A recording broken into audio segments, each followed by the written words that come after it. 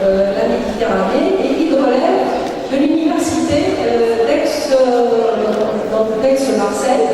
Donc, à vous la parole, donc Daniel. Vous avez 45 minutes. 30 minutes. 30 minutes, d'accord. Ce qu'on m'a demandé. D'accord.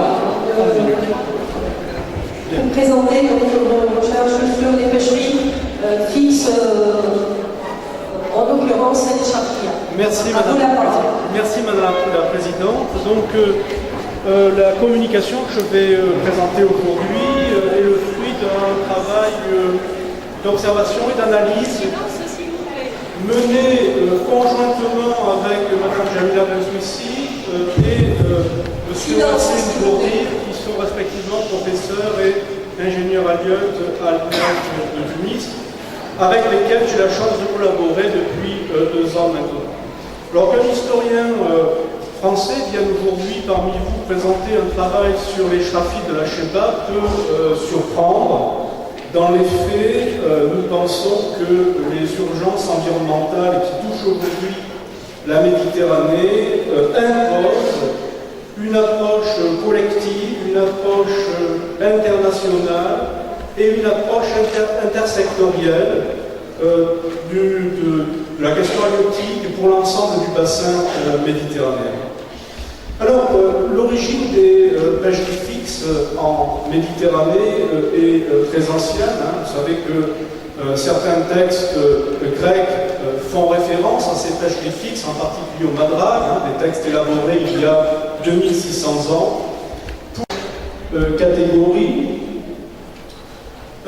D'une part, les bordigues qui sont positionnés sur des chenaux, ce que l'on appelle en géomorphologie des gros, qui font la liaison entre les lagunes et la pleine mer. Ces bordigues, on va revenir un peu sur cette histoire. Ces pêcheries fixes, et celles de la Chebba y compris, il faut les replacer dans une histoire qui est précisément connue ou évaluée, qui est que les pêcheries fixes en Méditerranée ont connu un développement important à partir de la fin du XVIe siècle, que ce soit sur la rive nord ou sur la rive sud.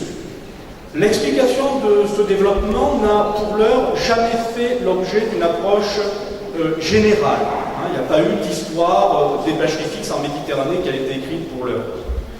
Les explications de ce développement à partir de la fin du XVIe siècle, XVIIe siècle, elles sont nombreuses, parfois spécifiques à chacune des rives, parfois communes aux 2 rives.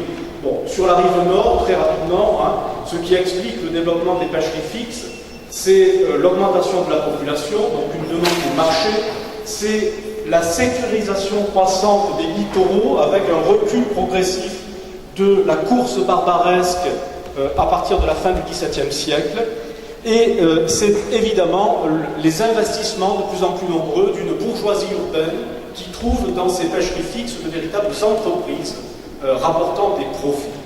Pour la rive sud, on retrouve des raisons de ce type.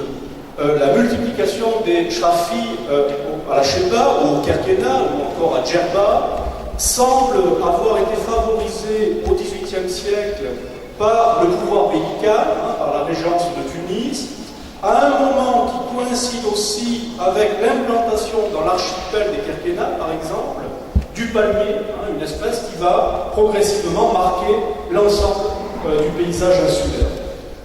Il y a sans doute une raison qui explique le développement de ces pêcheries sur la rive sud, et en Tunisie particulièrement, c'est le développement du commerce.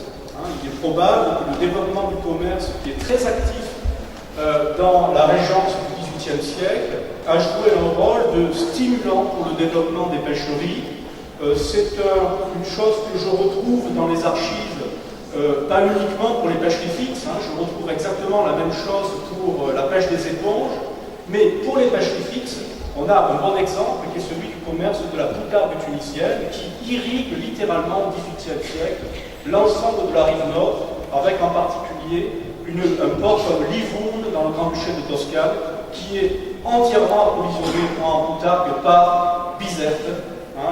Pour l'anecdote, la poutarde consommée par la très grosse communauté juive de Livourne au XVIIIe siècle, c'est de la poutarde tunisienne, contrairement contrairement à une idée reçue qui souvent explique que, ça encore dans certains ouvrages, que c'est de la boutade qui vient de Sardaigne.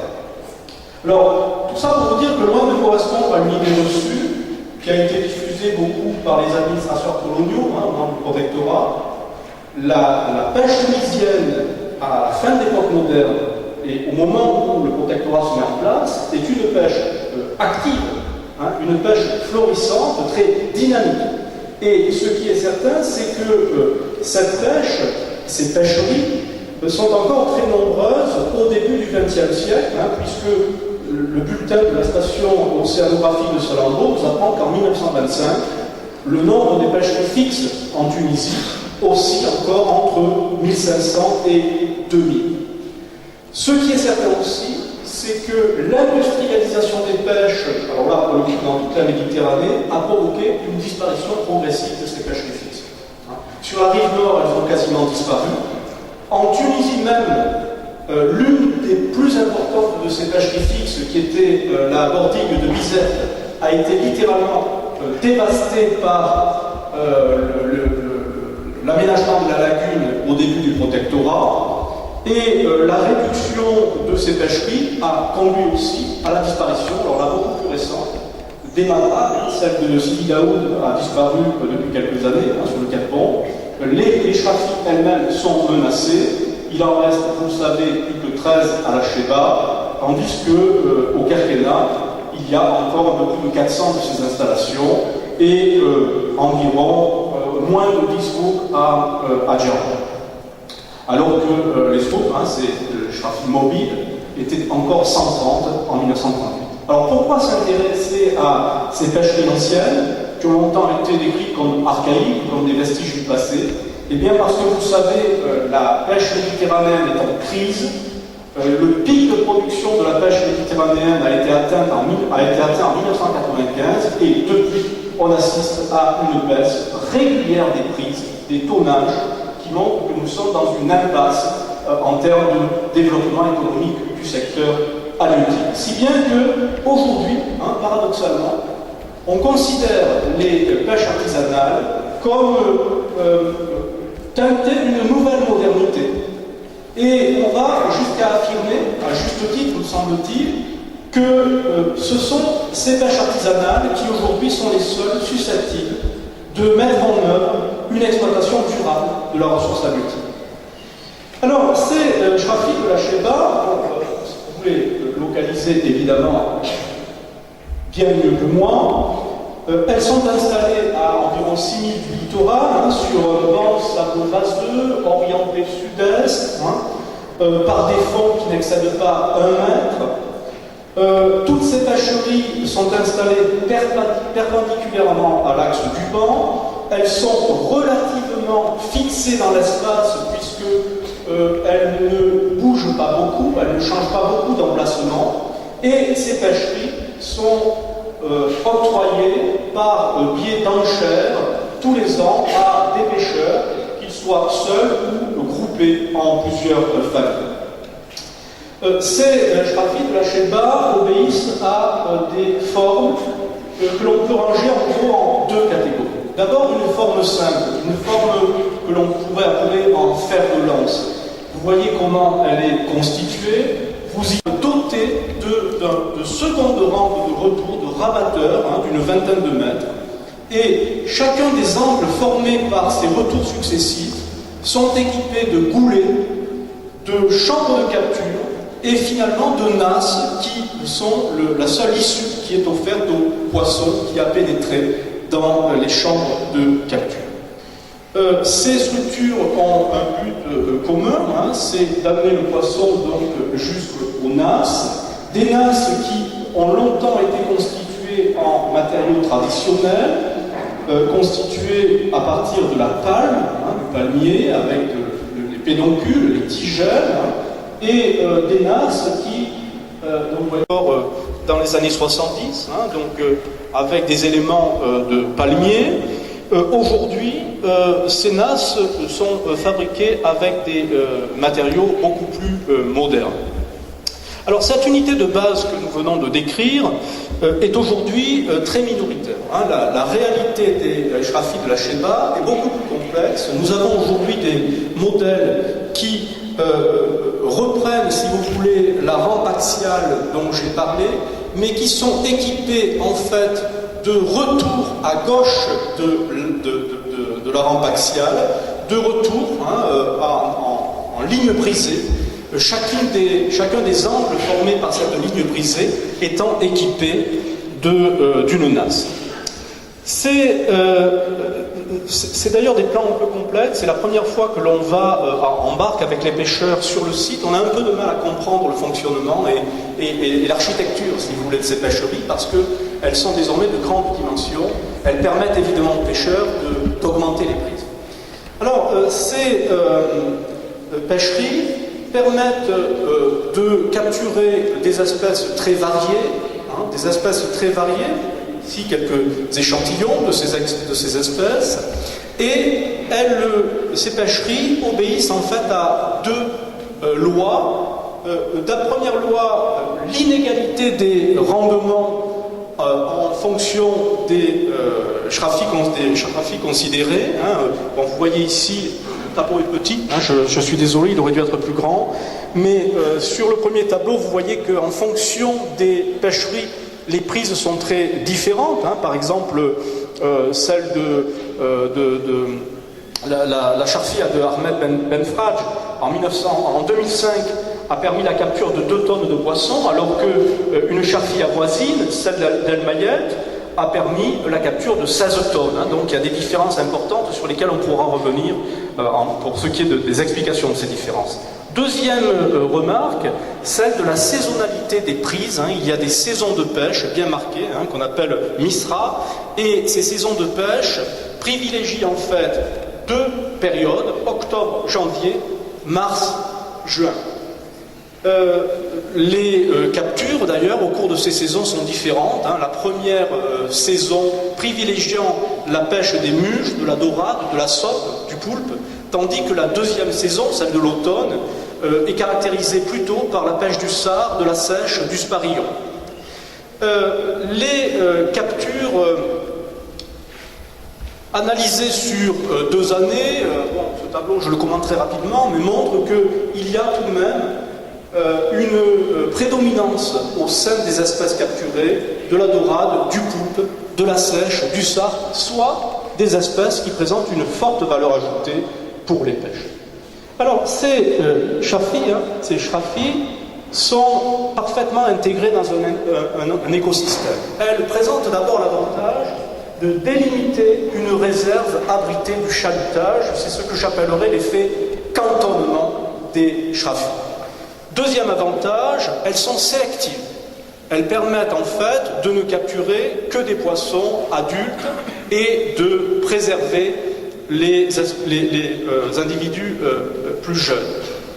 Elles assurent aussi une fonction de surveillance, puisque ces Shrafis nécessitent une présence quotidienne des pêcheurs, y compris d'ailleurs la nuit parfois, et donc on pourrait très bien imaginer qu'au-delà de la présence, de la surveillance, ces pêcheurs soient intégrés dans des programmes de recherche qui feraient d'eux finalement des co-constructeurs, des co-acteurs de la construction d'une connaissance scientifique plus poussée de ces écosystèmes. Qualité des captures, on a là affaire à des poissons qui n'ont pas été stressés, qui n'ont pas été abîmés, comme peuvent l'être les poissons issus du chalutage. Vitalisation des économies oasiennes, ce sont des Shrafis qui fonctionnent avec la production des palmes des oasis. Fixation des populations, effectivement, elles jouent un rôle important de dynamisation locale. Cohésion sociale, parce qu'elle nécessite un travail souvent collectif parmi les pêcheurs. Enfin, distribution locale ou régionale, et donc faible production de carbone. Ces Shrafis constituent un élément clé du patrimoine maritime tunisien. Elles permettent le maintien d'un savoir-faire ancestral, elles sont aussi un élément clé du patrimoine maritime tunisien parce qu'elles permettent la sauvegarde d'une culture culinaire tout à fait importante et très riche, et elles participent aussi de la préservation d'un capital paysager tout à fait important pour le développement régional.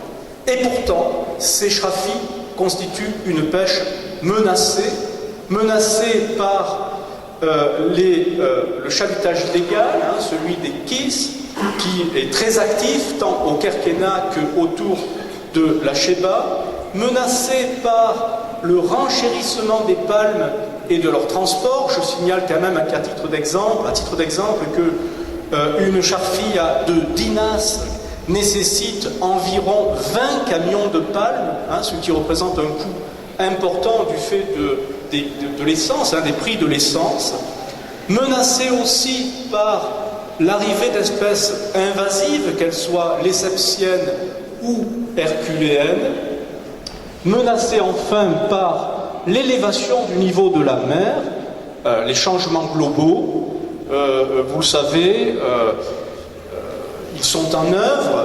On pourrait comparer finalement les shrafis de la Cheba à une culture oasienne.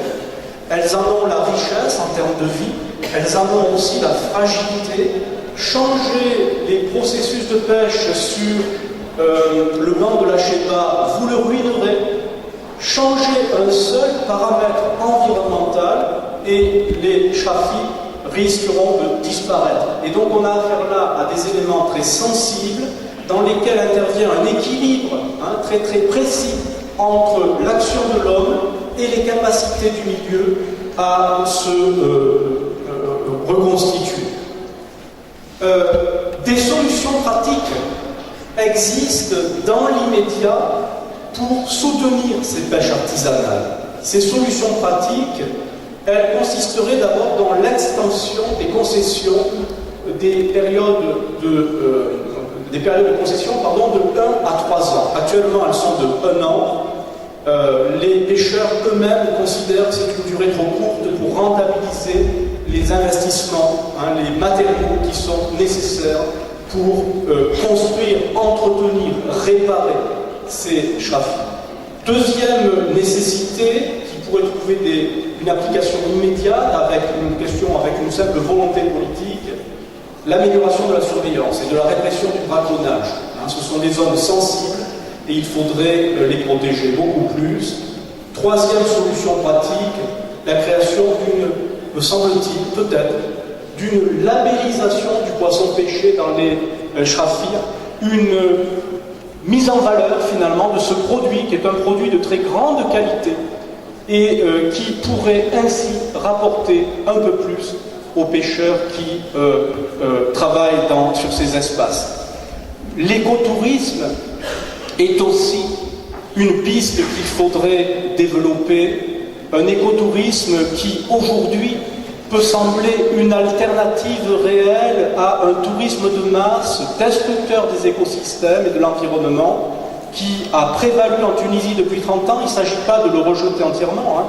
Je suis bien conscient qu'il a été un des moteurs du développement économique de la Tunisie. Mais je crois que l'heure est venue de penser aussi un tourisme alternatif qui permettrait de mettre en valeur finalement ces économies de pêche artisanale.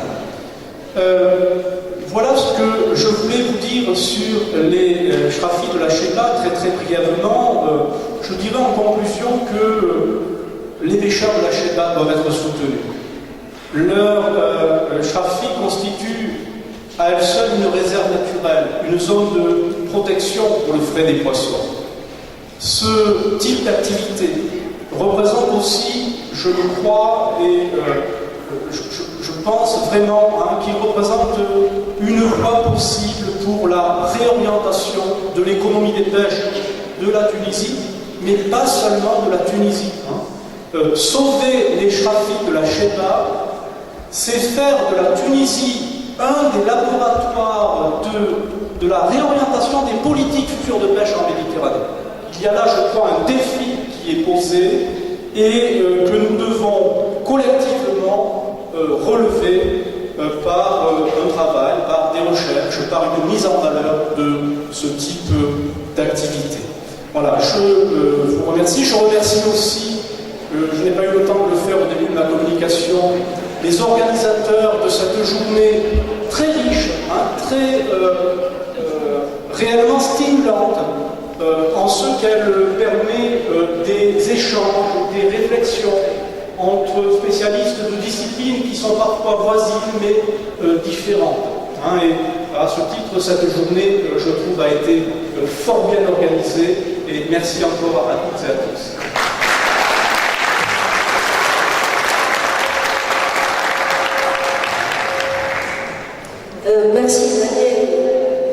Merci Daniel pour cette overview sur les pêcheries artisanales et pour le cas d'école des champignons, ainsi que pour l'ensemble des recommandations pour la mise en valeur de ce patrimoine halieutique à l'échelle non seulement de la Tunisie mais également à l'échelle de la Méditerranée. Nous ouvrons donc la discussion. Est-ce qu'il y a des questions adressées à M. Fagé?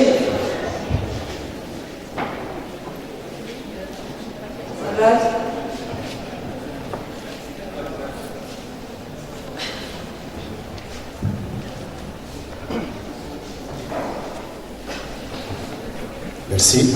Merci, M. Fagé, pour l'exposé qui a passé de l'aspect historique à l'aspect technique. Merci encore une fois pour le long voyage que vous avez fait pour être parmi nous. J'ai quelques remarques et quelques questions. J'ai souhaité que durant ces jours scientifiques, des spécialistes ou des Tunisiens de la profession ou de la recherche nous donnent plus d'aspects techniques sur ce label tunisien, cette chose spécifique pour la Tunisie. Ma question, selon votre analyse historique, quel est l'avenir de la charpia en Tunisie et comment peut-on appuyer cette technique de pêche pour bien développer l'écotourisme? Et quelles sont les menaces qui peuvent rendre difficile la continuité d'utilisation des palmes et des nasses construites de produits naturels? Parce qu'aujourd'hui, je suis sûr que vous avez passé sur le terrain et vous avez vu l'utilisation défiler au lieu des palmes, des nasses en acier, en grille en acier, au lieu des nasses naturelles. Et merci encore une autre fois pour votre exposé et pour votre présence parmi nous. Merci. Oui, je crois que vous soulevez, monsieur, la question internationale, communautaire, nationale, soutiennent, en tout cas, le disent. Il faut voir si ça va passer dans les faits. Mais toutes les déclarations que l'on peut analyser depuis 2 ans des organisations de pêche internationales vont dans le même sens. Toutes insistent sur la nécessité de réactiver les pêches artisanales. Et cette réactivation, à un moment ou à un autre, il va falloir qu'elle prenne visage, et ce visage, ça sera une aide matérielle aux communautés de pêche. Vous avez soulevé la question de l'abandon des matériaux traditionnels, c'est un fait, mais si les pêcheurs abandonnent ces matériaux traditionnels, c'est pour des questions de coût. On pourrait très bien imaginer un système de subvention aux communautés de pêche qui leur permettrait de renouer avec des matériaux traditionnels qui, d'ailleurs, semble-t-il, permettent des rendements qui sont égaux, voire supérieurs aux matériaux nouveaux qui sont utilisés. Et après tout, l'Union européenne finance depuis maintenant 50 ans son agriculture, et y compris des agricultures qui pourraient apparaître comme non rendables. Je pense à l'agriculture de montagne, sous la simple volonté de ne pas voir disparaître les paysages de montagne. La même logique peut être appliquée à ce patrimoine halieutique que constituent les pratiques. Alors il ne s'agit pas de transformer les pêcheurs en gardiens du temple, il faut leur laisser continuer à vivre de leur métier, mais dignement et avec des mesures d'accompagnement, y compris dans la redécouverte, parce qu'elle est en voie d'oubli, hein, la redécouverte des gestes anciens, par exemple les NAS, en gardant raison tout de même. Hein. Équiper une charfille avec des NAS modernes, me semble-t-il, ne pose pas vraiment un problème éthique pour la pêche. Hein. Ce qu'il faut que nous conservions, c'est le principe de ces charfilles, leur fonctionnement, hein, les éléments de base. Si certains de ces éléments sont constitués pour des raisons de temps, d'économie, peut-être d'efficacité, avec des matériaux nouveaux, c'est peut-être pas si grave que ça. En tout cas, pour ce qui est des rampes axiales, pour ce qui est des chemins principaux, là, il faudrait revenir sans doute à l'utilisation systématique des palmes, parce qu'il n'y a pas que les pêcheurs de la Chema qui sont intéressés, il y a aussi les agriculteurs des oasis.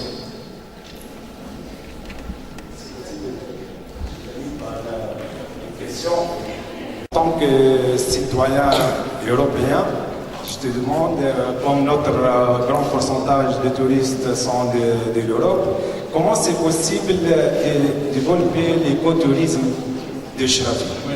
Et merci. Alors, effectivement, c'est une touristique européenne, en l'occurrence, d'autres objectifs que ceux qui ont pu être mis en œuvre jusqu'à maintenant en Tunisie. Ça ne me semble pas du tout quelque chose d'impossible quand on voit à quel point en Europe aujourd'hui un tourisme alternatif se développe. Ce tourisme alternatif, c'est un tourisme de découverte, c'est un tourisme sensible aux questions environnementales, c'est un tourisme de gens qui souvent appartiennent à des classes moyennes ou supérieures, qui ont des moyens relativement importants et qui, en payant bien, veulent retrouver en quelque sorte des choses qui sont authentiques, qui sont non polluantes, avec des saveurs, avec des goûts, avec des paysages. Très franchement, je crois que ce n'est pas un problème de flux. Les flux, ils pourraient exister. La question aujourd'hui qui se pose, c'est la question des réseaux à mettre en place. Voilà, hein, des structures à mettre en place. Et ces réseaux-là, il serait bon qu'ils soient entre les mains des Tunisiens. Et pas entre les mains de transnationales touristiques qui agiraient indépendamment des intérêts des populations locales, sans doute.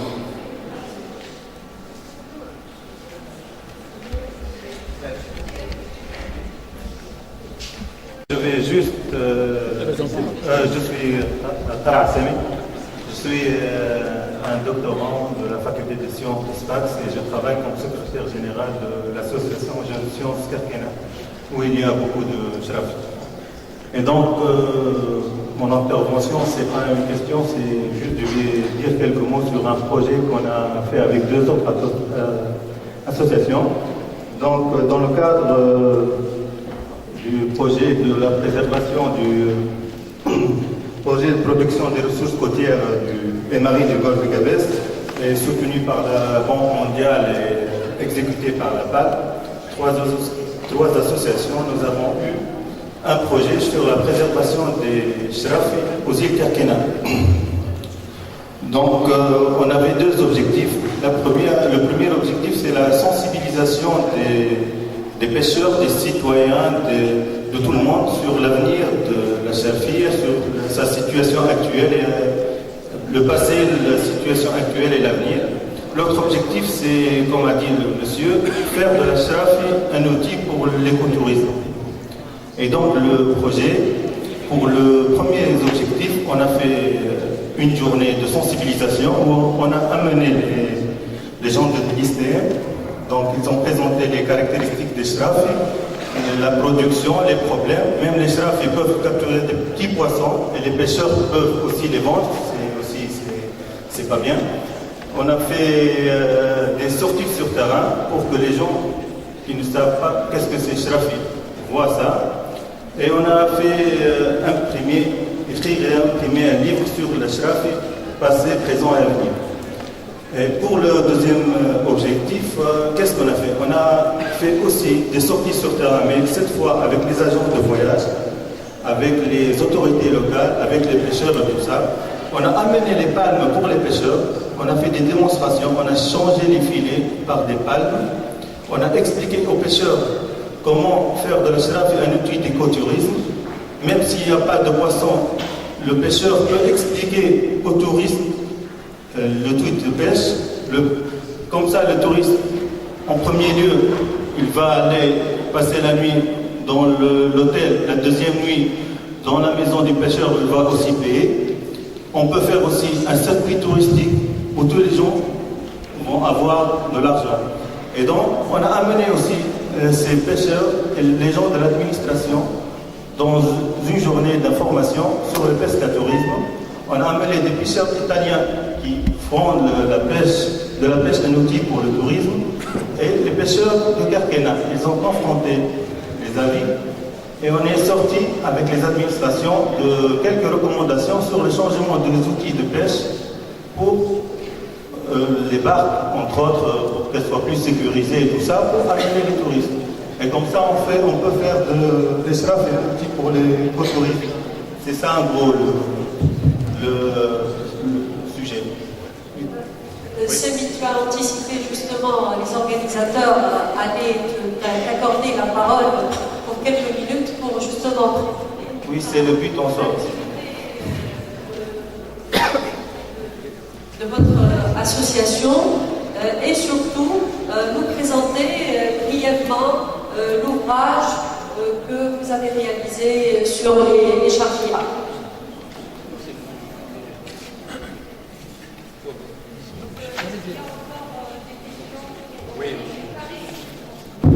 Pour professeur Fagé.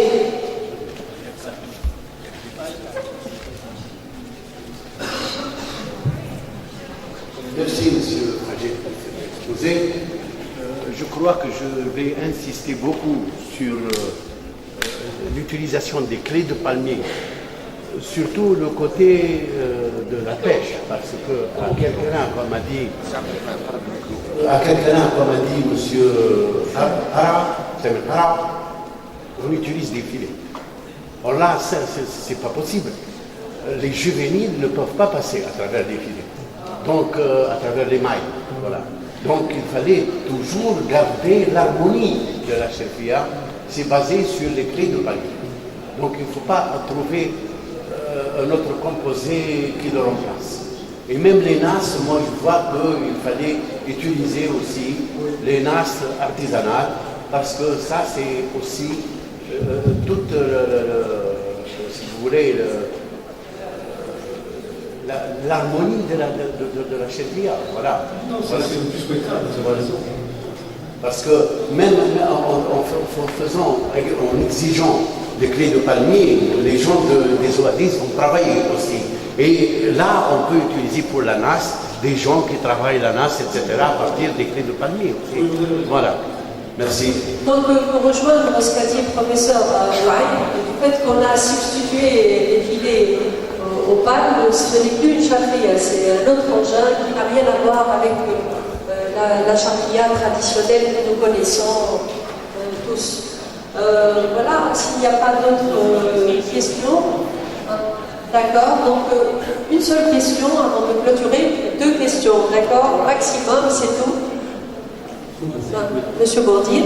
Pour mettre un peu plus d'eau dans le moulin, par rapport aux solutions pratiques qui existent pour soutenir ces pêches artisanales, bon, on a parlé d'écotourisme, c'est vrai, mais en fait, il faut mettre en place, c'est toute une législation qu'il faut faire. C'est-à-dire aujourd'hui, les pêcheurs au niveau des charfias n'ont pas l'autorisation de prendre avec eux des touristes, en fait les amener sur place, faire la pêche, un barbecue, etc., etc. Donc il faut des autorisations spéciales qu'on peut demander aux autorités. En plus, ce n'est pas les mêmes équipements. Il faut des équipements de sécurité plus stricts et plus importants pour équiper ces bateaux-là. Et voilà globalement un peu ce qu'il faudrait demander par rapport, et je reviens juste par rapport à l'intervention de M. Gouaïn, quand il a parlé que les mailles défilées étaient petites et empêchaient les petits poissons de passer. Ben, on peut utiliser les mêmes structures avec des mailles plus grandes, tout simplement. C'est-à-dire ça, c'est aussi faisable. Bon, on va perdre peut-être aussi un peu le côté artisanal, mais il ne faut pas oublier qu'un camion plein de clés de palmier coûte 300 dinars. Et imaginez, vous avez dit tout à l'heure, pour une longueur il faudra des dizaines et des dizaines. En fait, pour faire une charfia de 13 ou de 14 nas, ça coûte entre 6 000 et 10 000 dinars. Combien coûte Un chalutier senior, ça dépend de la puissance. Senior, hein. Senior. Peut-être, je ne sais pas, 400 000 dinars. Voilà. Je crois que vous avez une partie de la réponse. Oui, voilà, senior. Oui. Pour l'argent, à Kerkena par exemple, c'est 15 000 dinars, mais pour chaque année, on dépense environ de 5 à 8 000 dinars pour la charfia. C'est un, et pour la législation, quand on a amené les autres pêcheurs, il faut dire que la charfia est bien. Pourquoi? Parce qu'elle est plus sécurisée, disons. Par exemple, aux alentours de Kerkena, la profondeur la plus importante c'est 5 mètres. On peut demander à la législation pour que juste on fait un plage, des piquets, tout ça, comme d'autres législations ailleurs, en Italie ou en France, on peut faire ça. Mais vous savez, j'entends bien vos arguments, mais il n'y a rien d'incontournable là, c'est le rôle aussi des associations avec les pêcheurs. Si on fait, par exemple, écrire quelque chose entre une association locale de la CEPA, par exemple, et un groupement agricole, et déposer ça, on sait le moment parce que tous les gens déposent des lois à changer et tout ça. On peut faire ça. Mais c'est pas insurmontable. Quand on voit à quel point sur la rive nord on développe des activités avec les touristes, y compris dans la mer, par des sentiers de découverte de sous-marins. Enfin bon, il y a rien à dire. Je dis ça parce que la loi italienne est plus facile et moins rigide que la nôtre. Monsieur Ahmed, merci Daniel pour cette présentation fort intéressante. J'ai quelques remarques et peut-être quelques questions. Vous avez évoqué la pêcherie chérienne, la charfia chérienne est un peu particulière par sa longueur. Et cette longueur pose énormément de problèmes pour les autres pêcheurs lors de leur sortie, parce qu'il fallait faire un très grand tour pour pouvoir les dépasser. Ça, c'est un problème. Est-ce qu'il peut y avoir des solutions par le fait de laisser quelques issues, par exemple? Vous avez aussi évoqué le problème de la sélectivité. Ce n'est pas un problème, plutôt vous avez dit que la charfia est sélective. Moi, je ne vois pas qu'elle est sélective parce qu'elle peut aussi capturer des petits poissons, étant donné que les mailles sont petites, des nasses. Donc, alors là, je m'exprime faux parce que si elle est construite traditionnellement, elle est effectivement sélective. Les plus petits poissons passent entre les pages. D'accord, mais moi je parle de ce qu'on a actuellement. Vous évoquez aussi des solutions, le fait de labelliser par exemple les produits moi je vois que c'est déjà labellisé. Si nous voyons les prix des poissons de la charfia qui dépassent au moins 3 fois les autres poissons. Et je vois que actuellement, avec les revenus de la charfia, je ne vois pas qu'elle est menacée.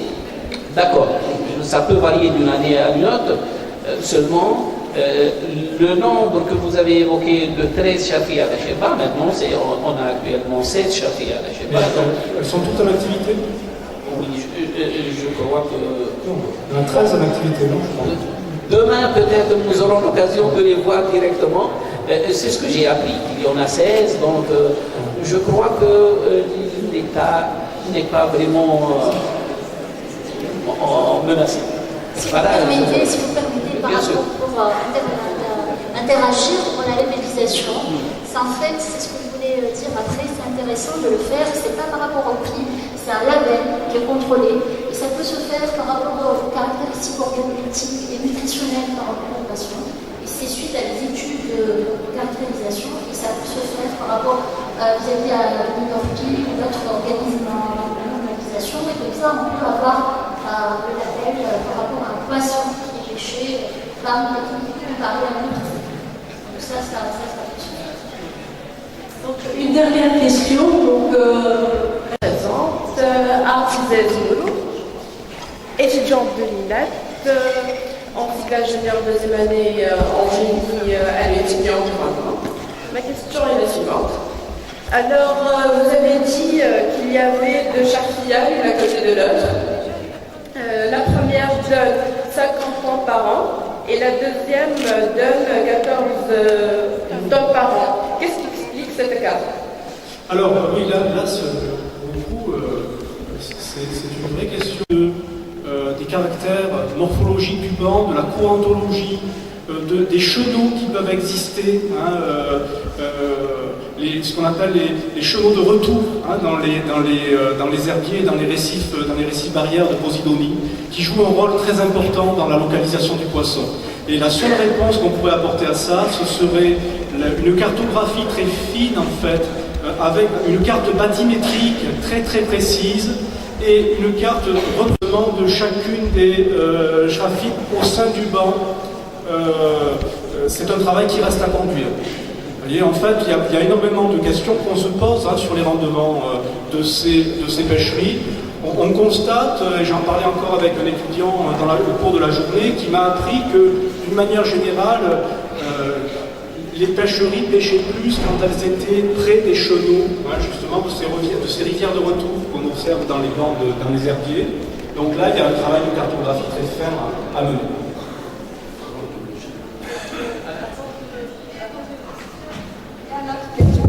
Avant de clôturer cette journée fort fructueuse, le comité d'organisation va remettre à M. Fagé le logo de l'association en guise de souvenir.